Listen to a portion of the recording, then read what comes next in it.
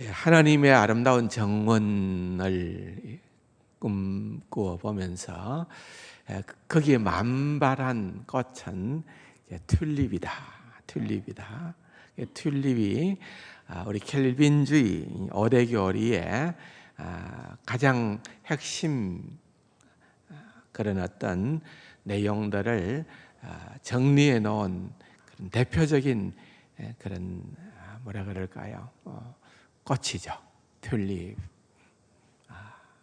지금 오늘이 벌써 이제 4번째 시간이 되어졌습니다만은 아무리 강조를 해도 지나치지가 않고 우리가 흔들리지 않는 단단한 그런 믿음의 기초가 있어야 좀 전에 우리 장로님께서도 기도하셨던 것처럼 어떤 이단이든지 교묘한 그런 어떤 사설이든지 여기에 흔들리지 않는 그런 자리에 이르게 되는 겁니다. 그래서 가장 우리가 믿고 있는 성경적인 신학이다 하고 보는 우리 종교개혁자들로부터 계속해서 전수가 되어져 있는 이 개혁주의 신학에서 그것이 다는 아니라 하더라도 가장 중심에 있는 그러한 교리가 있다라고 하면은 적어도 칼빈주의 5대 교리만큼은 그게 뭐다 또는 그것이 의미하는 바는 분명히 이것이다 라는 것을 아는 것은 굉장히 중요합니다. 사실은 이 5가지만 단단하게 우리가 붙들고 있어도 절대 흔들리지 않을 수 있는 그런 부분이다 하는 것을 말씀을 다시 한 번 더 드리게 됩니다만은 그런 의미에서 아무리 강조를 해도 지나치지 않는다 그런 부분들을 생각해 봅니다. 그려집니까 여러분? 튤립의 T는 뭘까요? 우리말로 하면은 전적 뭐라고요? 전적 부패, 전적 타락, 전적 토탈이라는 말이죠. 토탈 디파라버티라는 말인데 토탈 전적이라는 전적 그걸 기억해야 돼요. 우리가 뭐 조금이라도 어떤 남아있는 의의 구석이 있다, 우리가 어떤 가능성이 있다라고 보면은 그건 아니라는 거죠. 그러니까 이게 100% 완벽하게 우리 자력 구원은 불가능하다. 튤립의 두 번째 U는 뭔가 하면은 이것은 무조건적인 선택이다. 무조건적. 조건적이다 할 때는 conditional이라는 단어를 쓰는데 앞에 무조건적이라 unconditional election이라고 그럽니다. 우리가 장차 이런 행동을 믿음의 반응을 제대로 보일 것을 우리가 이런 선행을 행할 것을 아시고 하나님께서 조건적으로 우리를 선택하신 것이 아니라 하나님께서 구원의 여정 가운데 우리를 하나님의 자녀 삼으신 것은 전적인 하나님의 그런 어떤 무조건적 선택이다라고 하는 거예요. 내가 잘나서가 아니라 이 말입니다. 내가 돈이 많아서도 아니고 내가 힘이 있어서도 아니고 내가 실력이 있어서도 아니고 하나님의 은혜, 하나님께서 하신 일이다. 세 번째는 L이죠. L이라는 것은 이것은 보편적, 유니버설이라고 하는 보편적 구원이 아니라 제한적, 리미티드, 제한적 어토먼트라고 하는 말은 제한적 구원이다. 그 은혜는 전적으로 토기장이신 하나님의 주권의 영역이기 때문에 우리는 구원받은 자로 단지 감사하고 감격하고 내게 주신 이 은혜에 무엇으로 화답할 거라고 그렇게 반응을 보일 수밖에 없는 자들이다. 그것입니다. 다 같은 말이에요. 지난주에 말씀을 드렸습니다. 오늘은 그 네 번째 강령이죠. 뭡니까? 네 번째는 저항할 수 없는 은혜라고 그렇게 되어 있습니다. irresistible grace라 그러죠. irresistible grace라 그러죠. 저항할 수 없는 은혜, 또는 다른 말로는 불가항력적 은혜, 그렇게 얘기를 하는 거예요. 이게 무슨 말이고 또 어떻게 이것을 우리가 이해를 해야 되는가? 지금까지도 계속해서 설명을 해드렸던 그런 주제들도 사실은 굉장히 혼돈스러운 부분과 오해할 만한 부분들이 있는 것처럼 이건 역시도 오해의 소지가 있는 거예요. 저항할 수 없다, 우리 인간이 저항할 수 없다라고 할 때에 우리에게 먼저 드는 생각은 무엇인가 하면은 이거 하나님 마음대로 하시는 분이구나.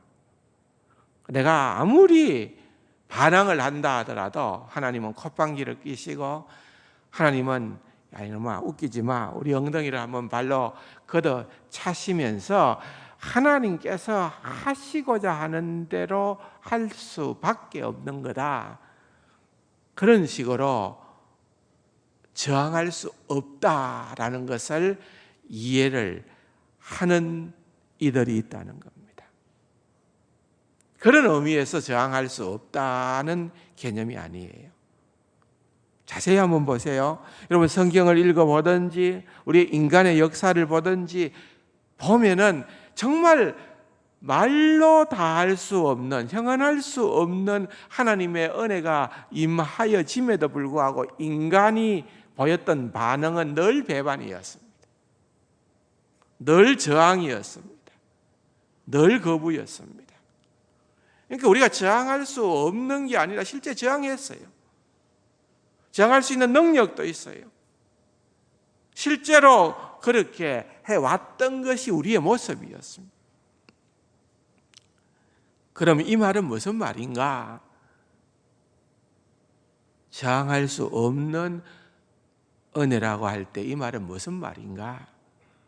이 말은 우리가 그렇게 저항할 수 있는, 저항할 만한 그런 우리가 능력이 있었고, 그렇게 우리가 하나님을 향해서 배반하고 저항하고 죄의 길로 갔지만은 그 우리의 저항보다도 더 크고 강한 하나님의 은혜의 능력이 우리에게 임하게 되어진다, 그 말입니다. 하나님께서 우리를 포기하시지 아니하신다, 그 말입니다.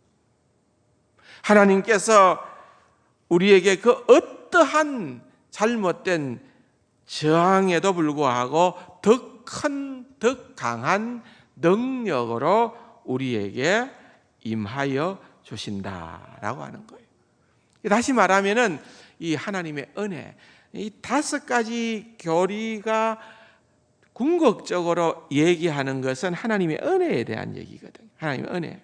이 하나님의 은혜는 누구에게는 유효하고 누구에게는 그것이 유효하지 않다가 아니라 저항할 수 없는 은혜라고 얘기할 때에 다른 말로 하자면은 이것은 유효한 은혜, 그 말입니다. 유효한 은혜.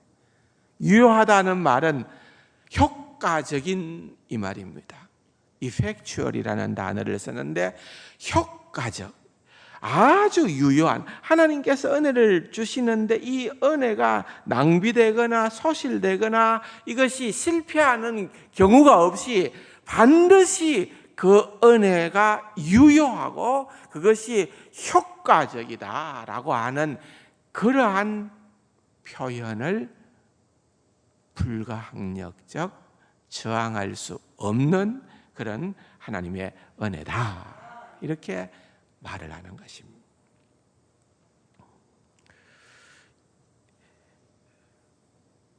그러나 이제 이 논쟁, 이런 계속되는 이러한 문제의 핵심이 되는 것은 이 은혜를 생각해 볼 때에 계속 우리가 계속 해왔던 것은 뭔가 하면은 그 하나님의 그 역사하심, 하나님 워크, 하나님의 역사하심과 그 하나님의 역사에 대한 우리 인간의 반응의 사이에서 펼쳐지는 관계, 하나님의 일하심 역사와 우리 인간이 그 하나님의 역사에 대한 반응의 그 사이에서 일어나는 이 관계가 어떻게 이해하고 어떻게 볼 것이냐 하는 것들이 제일로 중요한 것입니다. 이 부분에 대한 논쟁이 계속되어졌던 것입니다. 간단하게 표현하면은 그것은 믿음과 중생 간의 관계를 의미하는 것입니다. 믿음과 중생과의 관계에서 우리가 믿는 어거스틴이 그러했고 종교개혁자들이 그러했고 또한 그 신앙의 전통 가운데에서 오늘날 개혁주의 신앙을 가지고 있는 우리가 믿는 우리의 믿음은 이 부분을 어떻게 전개하고 어떻게 이해하고 어떻게 해석을 하고 그렇지 않은 다른 동네에 다른 신학을 주장하는 사람들은 또 어떤 주장을 하느냐, 늘 그 부분에 대한 갈등이었던 것입니다. 오늘 이 부분을 두 가지 큰 뭐라 그럴까요? 주제로 여러분들한테 설명을 좀 해드리겠습니다. 굉장히 중요합니다. 조금 전에 제가 2부 예배 설교를 하고 나니까 어떤 분이 제게 목사님, 개혁주의 신학이라는 게 이렇게 어려웠습니까? 맞습니다. 어렵습니다. 쉽지 않아요. 그러나 이게 재미가 있어요. 분명하니까, 명확하니까. 그래서 오늘 이 부분도 역시 어렵습니다. 역시 어렵지만은 역시 알아야 되고 역시 따라합시다. 재밌습니다. 확신이 없는 것 같은데 재밌어야 돼요. 재밌어야 돼. 이게 그 타이틀이 뭔가 하는 것을 먼저 말씀드리겠습니다. 첫 번째로는 중생이 믿음에 선행한다. 한번 따라해 볼까요? 중생이 믿음에 선행한다. 여러분 한 3번만 해봅시다. 각자 시작.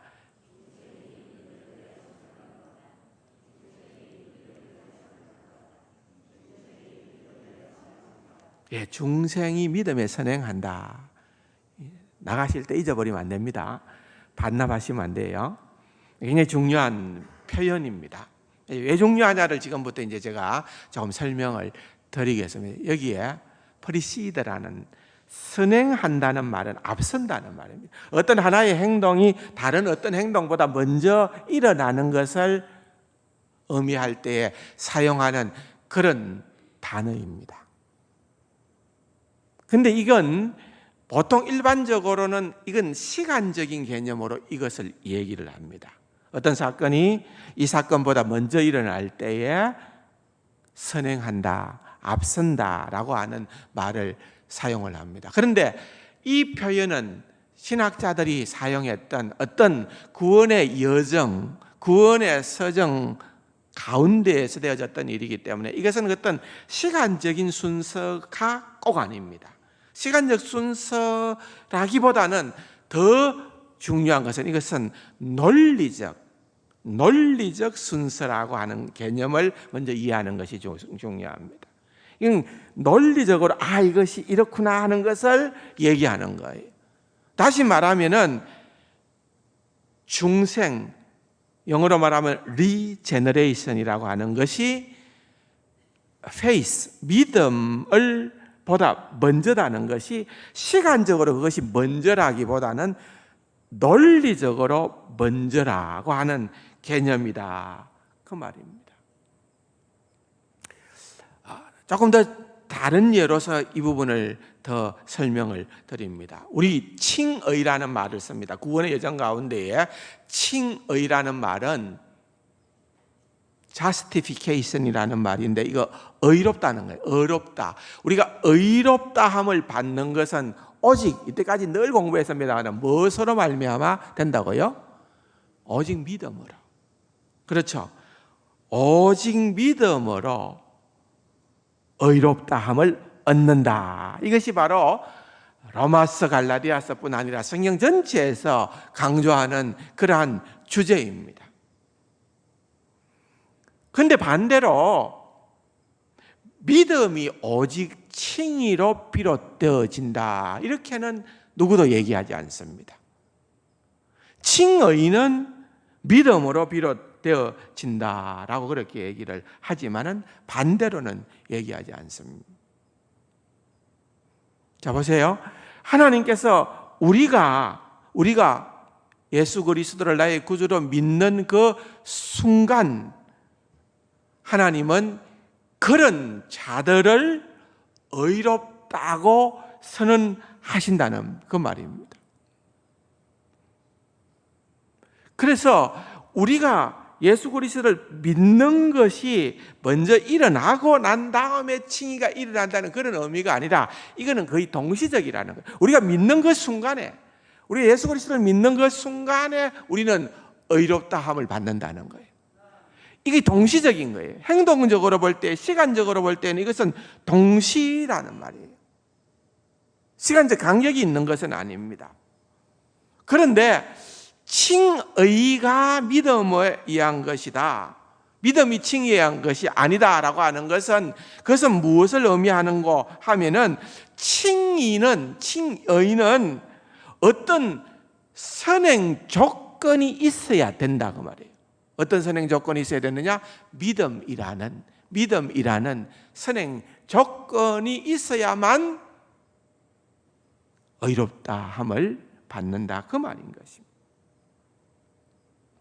그 선행 조건에 의존한다라고 하는 것을 의미하는 거예요. 그래서 칭의는 믿음에 의존하지만은 믿음이 칭의에 의존하는 것은 아니라 그 말입니다. 조금 어려운 얘기 같지만은 생각을 해보면은 이해가 될 거예요. 생각을 그렇게 하면 됩니다. 따라서 같은 맥락이에요. 중생이, 좀 전에 했죠. 중생이, 거듭남이 믿음에 선행한다라고 할 때에 그 말은 시간적인 순서는 아니라는 겁니다. 그것이 의미하는 바는 우리가 구원의 믿음을 받기 전에, 우리가 예수 그리스도를 믿기 전에, 우리가 예수 그리스도를 받아들이기로 우리가 결단하기 전에 하나님께서 우리를 위하여서 우리 안에서 믿음이 발휘될 수 있도록 뭔가를 역사하셨다 그 말입니다. 뭔가를 역사하셔야만 하셨다 그 말입니다. 이게 굉장히 중요한 이야기입니다. 여러분, 우리는 내가 믿음을 가졌으니까 구원을 얻었다고 이렇게 생각을 하는 거예요. 그게 다시 말하면은 구원을 얻게 된 데에는 내가 믿음을 가진 나의 어떤 결단과 역할이 있다고 보는 거예요. 그렇게 생각하는 사람들이 있다는 거예요. 그런데 그게 아니다 하는 거 아니다. 믿음은 내가 어떻게 결단을 했기 때문에 그렇게 된 것이 아니고, 우리가 믿음을 갖게 되면은 하나님께서 그 전에 보이지 않게 우리의 심령 속에, 우리의 영혼 속에 하나님께서 먼저 작업하셨다. 그 작업이 뭐냐? 중생이라는 거예요. 하나님께서 그 작업을 해 놓았기 때문에 우리가 믿음의 자리에 이를 수가 있게 된 것이지, 그 선행 조건이 없이는 우리 스스로가 믿음을 가질 수 있는 자들은 없다. 그 우리의 믿음이라는 거예요. 우리 주변에서 흔히들 이렇게 얘기하는 사람들이 있습니다. 인간이 거듭나기 위하여서 필요한 것은 단지 믿는 것이다.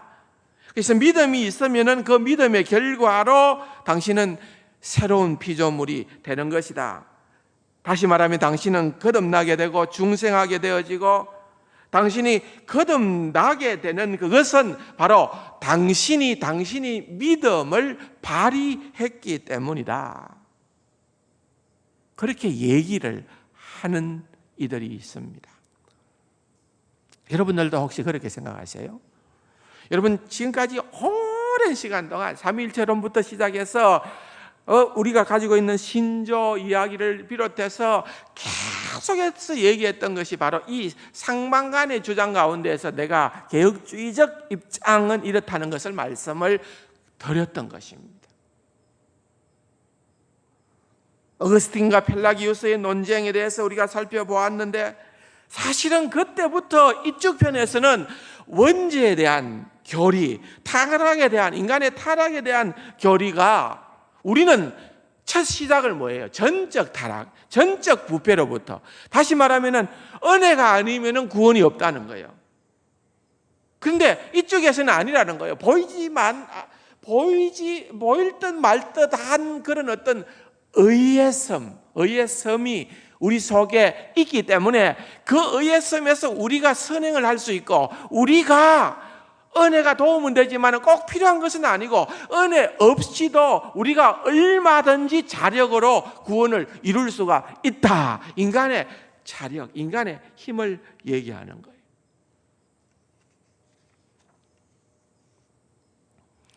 우리는 전적 타락의 교리에서 인간은 철두철미 아담의 범죄 이후로 우리는 전적으로 무기력하고 전적으로 타락하고 전적으로 죽은 존재다 믿는 거예요. 그런데 이쪽에서는 아니다. 아담의 죄는 아담에게만 영향이 갔을 뿐 그 다음부터는 후손들은 아담의 죄를 모방하는 것이다. 그 죄를 짓는 것은 있지만은 우리가 심각하게 영적으로 병든 상태에 있는 것은 틀림없지만은 병들었다 이거예요.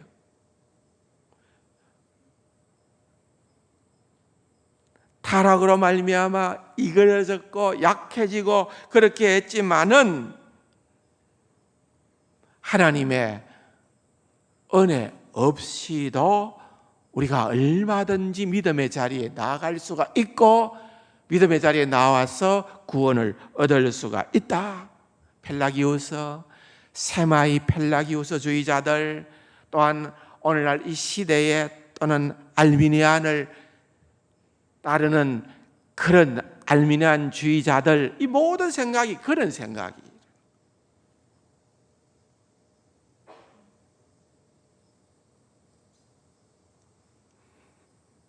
우리 안에 믿음을 행사할 수 있는 능력을 갖고 있기 때문에 하나님이 호소하고 하나님이 유도하고 하나님께서 어떤 방법으로든 이끄신다고 하면은 최종적으로 그것을 결정할 수 있는 큰 선택권이 내게 있다. 그렇게. 과연 그럴까요, 여러분? 굉장히 그럴듯하고 또 그런 생각을 가지면 뭔가 뿌듯해지고 또 뭔가 내가 할 수 있다고 생각하니까 자존감이 생겨나고 그럴런지 모르겠어요. 또 반대로 내가 그렇지 못할 때에는 낙심되고 또 평상시에는 구원의 확신을 가지고 있다가 내가 생활이 또 엉망이 되어지면 금방 기가 죽어가지고 나는 하나님의 택함 받은 백성이 아닌가 하고 좌절하고 그렇게 왔다 갔다 할 것인가. 우리가 살펴보았던 것처럼 요한복음 6장에 예수님께서 중요한 말씀을 하셨죠. 아버지께서 이끌지 아니하시면은 아무도 내게로 올 자가 없다. 근데 여기 이끈다는 말은 그냥 어떻게 보면은 약간은 뭔가 아주 이렇게 관대하게 뭔가 주님께서 굉장히 우리 입장을 배려해서 우리가 어떻게 할 수 있게끔 그렇게 하면서 뭔가를 사용하는 그런 단어인 것처럼 오해해서는 안 되는 거예요. 하나님께서 이끄신다라고 하는 이 단어, 이끈다라는 이 단어는 사도행전 16장에 보면은 바울과 실라가 그들이 감옥으로 끌려갔다 할 때 끌려갔다라는 그 단어와 같은 단어예요. 끌려갔다. 여러분, 죄인이 되어서 감옥에 끌려갈 때에 뭐 인격적인 예우를 받으면서 끌려갑니까? 당신은 안 가도 되지만 이렇게 가는 것이 좀 더 나을 것 같습니다 하고 권유합니까? 죄인을 감옥으로 데리고 갈 때, 끌고 갈 때에는 거의 그것은 법을 집행하는 그러한 태도이기 때문에 강제성을 가지고 있는 거예요. 강제성을. 그래서 어떤 성경에 보면은 이 이끈다라고 하는 단어를 캄펠이라는 단어를 써요. 캄펠이라는 단어는 이것은 강력하게 이끈다 이 말이에요. 강제한다 이 말이에요. 강제한다. 강제한다. 그렇게 보면은 모든 것이 바뀌는 겁니다.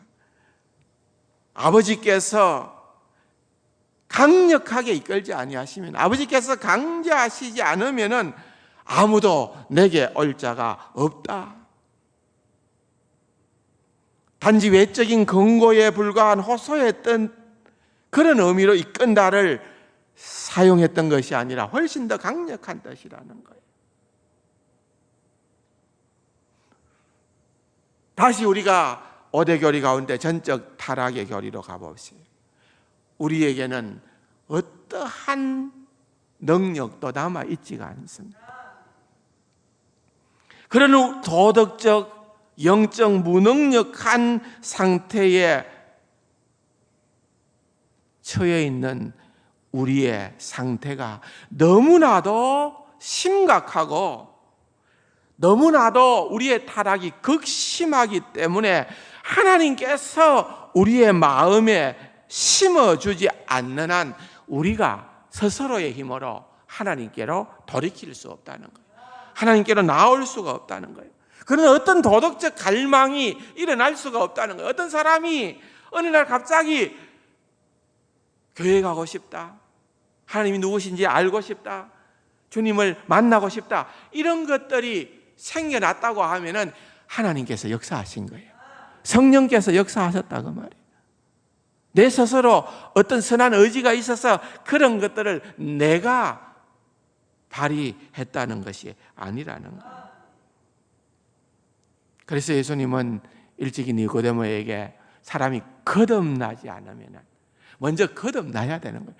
거듭나지 않으면 하나님의 나라를 볼 수가 없다. 들어가기는 그냥 볼 수도 없다. 그렇게 얘기하는 거예요. 뿐만 아니라 육으로 난 것은 육이다. 육은 무익하다. 라고 그렇게 말씀을 하고 있는 것입니다. 성령을 통하여 우리 속에서 일어나야 되는 그런 전제 조건이 있다는 거예요. 중생은 믿음에 선제한다. 우리의 믿음의 선배들이 성경을 보면서 이 진리를 고수한 거예요. 하나님의 은혜가 아니면은 구원의 자리에 이를 수 있는 자는 누구도 없다. 그 말이에요. 자, 오늘 말씀의 본문입니다. 다시 한번 보십시다. 에베소서 2장에 있는 말씀인데요. 1절에서부터 8절까지의 말씀입니다.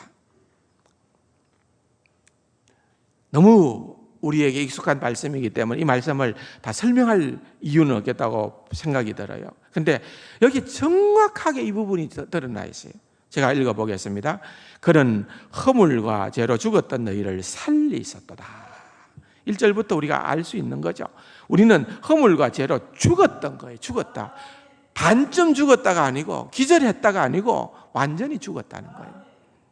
그때는 너희가 그 가운데에서 행하여 이 세상 풍조를 따르고 공중의 권세 잡은 자를 따라서니 곧 지금 불순종의 아들들 가운데 역사하는 영이라. 전에는 우리도 다 그 가운데에서 우리 육체의 욕심을 따라 지내며 육체와 마음에 원하는 것을 하여 다른 이들과 같이 본질상 진노의 자녀이었더니 긍휼이 풍성하신 하나님이 우리를 사랑하신 그 큰 사랑을 인하여 허물로 죽은 우리를 그리스도와 함께 살리셨고, 그리스도와 함께 살리셨고, 그리고 난 다음에는 이제 삽입구가 나오는 거죠. 너희는 은혜로 구원을 받은 것이라 그랬습니다. 또 함께 일으키사 그리스도 예수 안에서 함께 하늘에 앉히시니 이는 그리스도 예수 안에서 우리에게 자비하심으로써 그 은혜의 지극히 풍성함을 오는 여러 세대에 나타내려 하심이라. 8절을 같이 읽어볼까요? 너희는 그 은혜에 의하여 믿음으로 말미암아 구원을 받았으니 이것은 너희에게서 난 것이 아니요 하나님의 선물이라. 사도 바울이 명쾌하게 여기서 얘기를 하고 있는 것입니다. 이 사도 바울의 성경적 주장을 어거스틴은 펠라기우스에게, 루터는 에라스무스에게, 켈빈은 그 당시 세상 사람들을 향하여서, 또한 오늘날 우리에게까지도 이것이 전수가 되어진 거예요. 우리에게 주어지는 이 믿음, 이것은 그 자체가 하나님의 은혜의 선물이다. 내가 스스로 결단하고 내가 겉으로 믿는 것 같지만은 그것이 아니라 이것은 하나님의 전적인 선택이고, 이것은 선행 조건으로 하나님께서 우리에게 중생을 허락하실 때에 그것이 비로소 생성되어지는 것이 믿음이라는 것입니다. 따라서 우리 성령님은 우리 인간을 막 서두에서 얘기했던 것처럼 막 밀어붙이고 저항하는데 막 그냥 억지로 막 몰아가고 발로 차고 그런 식으로 강압적으로 우리에게 행하시는 분이 아니라는 거예요. 우리가 이미 본질상 진노의 자식으로 그 길을 걸어가고 있는데 그 길은 멸망의 길이었는데 성령님께서 우리 안에 오셔서 역사하셔서 우리의 마음을 변화시켜서 우리를 새롭게 하여 주심으로 말미암아 이제 우리가 참 진리와 우리 주 예수 그리스도 하나님의 그 크고 놀라운 은혜와 그 사랑에 반응할 수 있는 그러한 역사, 그러한 변화가 일어나게끔 그렇게 주님께서, 성령께서 역사하시는 거예요. 그래서 우리가 억지로 끌려가기보다는 이 놀라운 은혜로 인하여서 우리는 주를 향하여 달려가게끔 되어 있는 것입니다. 그분을 기쁨으로, 억지로가 아닙니다. 기쁨으로 받아들이는 것입니다. 왜냐하면 성령님이 우리의 마음을 바꾸셨기 때문에 그렇습니다. 더 이상 우리가 돌처럼 완고한 자로서 복음과 하나님의 말씀을 대하는 것이 아니라 우리의 마음을 정말 부드럽게 녹이셔서 우리로 하여금 새로운 피조물이 되게 하심으로 말미암아 믿음의 자리로 나아가게끔 되어진다는 것입니다. 그러므로 내가 원해서가 아니라 그 마음을 주께서 주시다는 거예요. 이 믿음의 은혜가 그렇게 일어나게 된다. 그것이 이제 중생이 믿음에 선행한다 라고 하는 그 의미인 것입니다. 굉장히 중요한 거예요. 중생이 믿음에 선행한다. 우리 믿음의 선배들이, 종교개혁자들이 이 주장을 한 겁니다. 두 번째로 또 굉장히 중요한 것이 있는데 이 교리 가운데에서 중요한 것은 무엇인가 하면은 이 은혜는, 이 구원의 역사는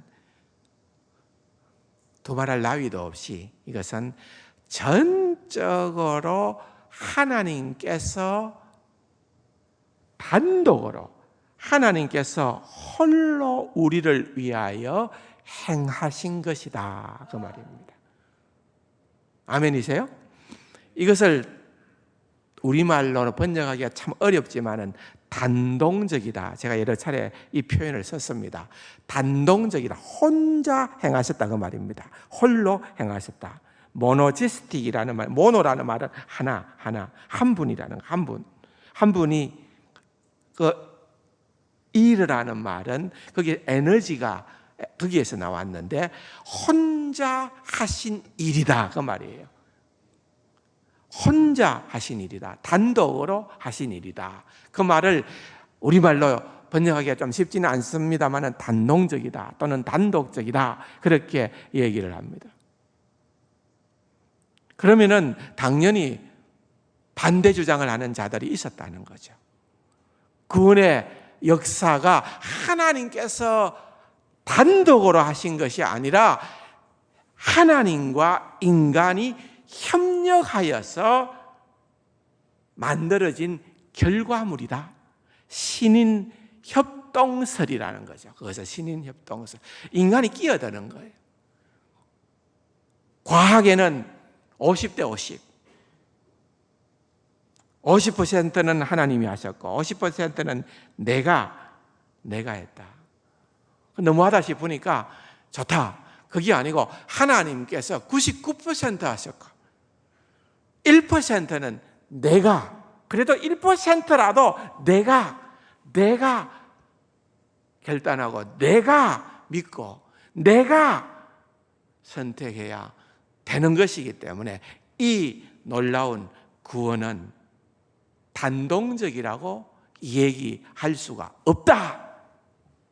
여러분, 이렇게 주장하는 것이 또 다른 쪽에서의 이야기인 것입니다.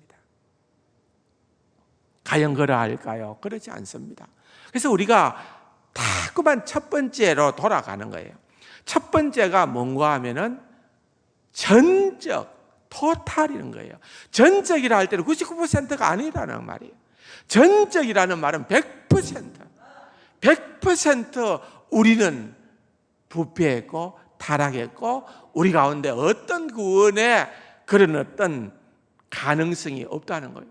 듣기 싫어도 할 수 없고 기분 나빠도 할 수 없고 성경이 그렇게 얘기하기 때문에 이것은 구원의 역사는 오직 하나님만이 하신 일이라는 거예요. 우리가 그 구원에 어떤 식으로라도 숟가락을 얹어야 되는 그러한 가능성은 하나도 없다는 거예요. 그렇게 해서는 안 된다는 거예요. 여러분, 우리가 생명을 얻고 지금 생물학적인 삶을 살아가고 있잖아요. 내가 생명을 얻는데 내가 기여한 게 뭐 있나요? 없어요. 하나님이 생명을 주셨기 때문에 우리가 살아가는 거예요. 영적 생명도 똑같습니다. 영적인 생명도 하나님의 주권적 역사이지 다른 그 무엇도 개입해서는 안 되는. 그래서 이것을 이름하여서 유효한 은혜라 또는 효과적인 은혜라 라고 말할 수밖에 없다는 거예요. 하나님의 그 은혜는 인간의 그 어떤 것들도 뛰어넘는 유효한 그러한 은혜라 그 말입니다. 이 두 가지입니다. 중생이 믿음에 선행한다라고 하는 것과 또한 이것이 단동적이라고 하는 것을 여러분 바로 저항할 수 없는 은혜를 얘기할 때에 반드시 정리해야 될 내용이 바로 이 두 가지가 여기에 있다는 거예요. 여러분 여기서 아실 필요가 있습니다. 마지막으로 루터의 가장 중요한 작품이라고 할 수 있는 노예 의지론이라는 책이 있습니다. 그 책이 너무 유명한 책인데 노예 의지론이라는 그 책에 또 역사적인 서론을 또 나중에 넣었던 페크라고 하는 유명한 신학자가 있습니다. 노예적 의지론의 서론을 이분이 적었는데 거기에 나타난 내용이 우리가 반드시 기억해야 될, 반드시 보고 들어야 될 그러한 내용이기 때문에 지금까지 설명했던 그 모든 내용이 아마 정리가 될 수 있는 그러한 내용이기 때문에 한번 여러분들에게 읽어 드리겠습니다. 한번 잘 보고 들으시기를 바랍니다. 우리의 구원은 전적으로 하나님께 있는가? 아니면 그것은 궁극적으로 우리가 우리 자신을 위해 하는 무엇인가 달려 있는가? 우리 전적으로 단동적이라 그랬잖아요. 우리의 구원은 전적으로 하나님께 달려 있다는 겁니다. 만약에 그렇지 않고 신인 협인설처럼 뭔가 우리에게 달려 있다, 우리에게 뭔가 0.1%라도 달려 있다, 그렇게 생각하는 후자라고 생각하는 사람들, 예를 들면은 알미니안주의자들은 제 안에 갇힌 인간의 완전한 속절없음, 완전한 무력함, 첫 번째 교리죠. 전적 타락, 전적 부패를 부인함으로써 일종의 반펠라기우스주의가 사실이라고 확언하는 겁니다. 그래서 나중에 이 논쟁이 일어나고 결론적으로 되어졌을 때 개혁 신학에서 알미니안주의를 원칙상 로만 캐톨릭으로 돌아가는 것으로 정죄했습니다.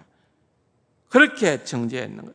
왜 로만 캐톨릭으로 돌아가는 것이라고 알미니안주의를 그렇게 정죄했는가 하면은, 왜냐하면은 사실상 알미니안주의는 믿음을 공덕적 행위로 바꾼 것이다. 이 말이 무슨 말입니까? 우리 인간이 행하는 무엇인가가 있어야 되고 그것으로 구원을 이룰 수 있다는 것은 인간의 공로, 메리트죠. 인간의 공로를 인정하는 것이 되고, 그것은 종교개혁자들이 로마 캐톨릭에서 인간의 공덕, 인간의 공로로 구원을 얻을 수 있다, 그래서 면죄부를 팔고 이렇게 하고 이렇게 덕을 쌓고 하면은 구원을 얻을 수 있다는 그 사상이나 알미니안이 지금 주장하는 이 사상이나 따지고 보면 같은 것이다 라고 결론을 내렸다, 그 말입니다. 결국은 종교개혁자들이 그것이 성경적이지 않기 때문에 로만 캐톨릭에서 그렇게 주장했던 것이 너무나도 비성경적이기 때문에 거기에 우리가 더 이상 견딜 수가 없어서 우리는 성경이 말하는 바를 이렇게 믿습니다 하고 주장하여 나왔는데, 그 말입니다. 종교개혁자들의 가장 깊은 종교적 신학적 사상이었던 죄인의 구원에 있어서 하나님의 주권, 하나님의 절대 주권을 부인했기 때문에 이는 종교개혁에 대한 배반이다. 제임스 패커가 이렇게 정리를 한 거예요. 무시무시한 거예요. 우리가 생각할 때는 그 차이가 아주 작은 차이라고 혹시 여러분들이 이해할는지 모르지만 이 차이는 극과 극의 차이인 거예요. 우리의 구원하심은요, 어떠한 우리의 노력이나 어떠한 우리의 선행이나 어떠한 우리에 대한 부분은 전혀 낄 틈이 없는 거예요. 오직 구원은 하나님께서 우리를 위해서 독단적으로 행하신 일이다. 이 점을 반드시 기억하시고, 그럴 때 우리는 한없는 하나님의 은혜에 잠기게 되고 내게 주신 은혜를 무엇으로 보답할까 그렇게 반응해야 하고, 절대로 자신의 의와 그 어떤 공로를 내세우거나 주장하는 자가 아니라는 것입니다. 그것이 바로 우리가 믿고 우리가 따르는 개혁주의 신앙이다 라고 하는 것을 기억을 하면서 이 바른 믿음의 자리에서 더욱더 주님을 믿는 어전하는 귀하고 복된 우리 세간 가족들이 다 될 수 있기를 주님의 이름으로 축원합니다. 좋으신 아버지 하나님 감사합니다. 이 믿음 간직하고 주를 바라보며 살아가게 하여 주옵소서. 예수님의 이름으로 감사기도 드립니다. 아멘.